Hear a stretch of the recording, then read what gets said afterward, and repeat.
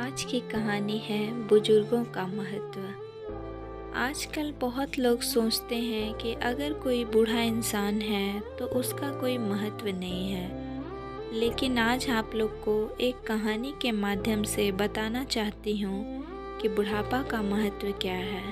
तो चलिए दोस्तों शुरू करते हैं आज की कहानी दूध की नदी।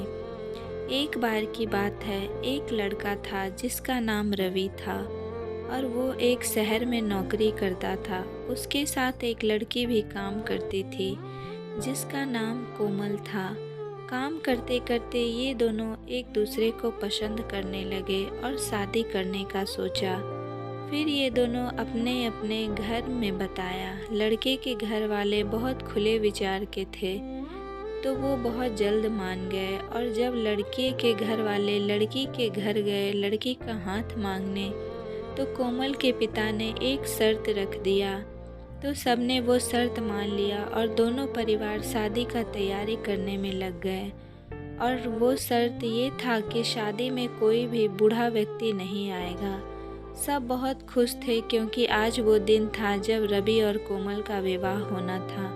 तो सब तैयार था, अब बारात निकलने वाला था। तभी रवि के नाना ने जिद लगा ली कि वो शादी में जाएंगे। सब लोगों के मना करने के बावजूद वो अपने जिद पर अड़े रहे। उन्होंने कहा, मुझे कार के डिक्की में डाल के ले जाओ, लेकिन मैं जाऊंगा। फिर सब लोगों को उनकी बात माननी पड़ी। उन्हें कार के डिक्की में डाल दिया गया और बारात निकल पड़ी। सब नाचते गाते जा रहे थे। कोमल के घर से थोड़े दूर में एक नदी थी जिससे पार करने के बाद एक पहाड़ आता था। उसके बाद कोमल का घर। जब बारात पुल पार करने लगी थी उन्होंने देखा लड़की के मामा वहाँ खड़े हैं। बारात रुक गई। रवि के दोस्त ने कोमल के मामा से पूछा कि क्या हुआ, आप यहाँ क्या कर रहे हैं। कोमल के मामा ने कहा, मैं यहाँ बस तुम लोगों को यह बताने के लिए आया हूँ कि अगर तुम लोगों को ये शादी करनी है तो हम लोगों की एक और शर्त है, और वो ये है कि ये जो नदी है इसमें तुम लोगों को दूध बहाना होगा। ये बोलने के बाद वो वहाँ से चले गए। तब रवि के दोस्तों ने कहा कि अब ये शादी नहीं हो सकती, और बारात वापस जाने लगी। और दूर से कोमल के मामा ये देख के हंसने लगे। तभी नाना को ऐसा लगा जैसे कार अब वापस क्यों जा रही है। तब वो चिल्लाने लगे, मुझे निकालो यहाँ से। फिर उन्हें निकाला गया क्योंकि अब बारात वापस जा रही थी। फिर उन्होंने पूछा, क्या हुआ, हम लोग वापस क्यों जा रहे हैं। रवि ने उत्तर दिया, क्योंकि नाना वो लोग चाहते हैं इस नदी में पानी के जगह दूध बहे, जो कि असंभव है। बस इतनी सी बात, नाना ने कहा। सब उनकी ये बातें सुन के सोचने लगे, क्या ये इतनी सी बात है। फिर नाना ने कहा, जाओ और कोमल के पिता को बोलो कि पहले इस नदी के पानी को हटाया जाए।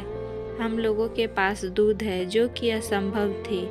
जब ये बात कोमल के पिता को पता चली, उन्हें पता चल गया कि उनके साथ पक्का कोई ना कोई बूढ़ा व्यक्ति जरूर है।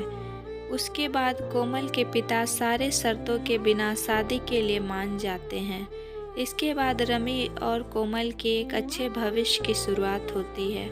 तो दोस्तों, इस कहानी से हम लोगों को यही सीखने को मिला, आप कितना भी कुछ बन जाएं या कितना भी बड़े हो जाएं, जो बूढ़े के पास ज़िंदगी के अनुभव हैं वो आपके पास नहीं, उनका आदर करें।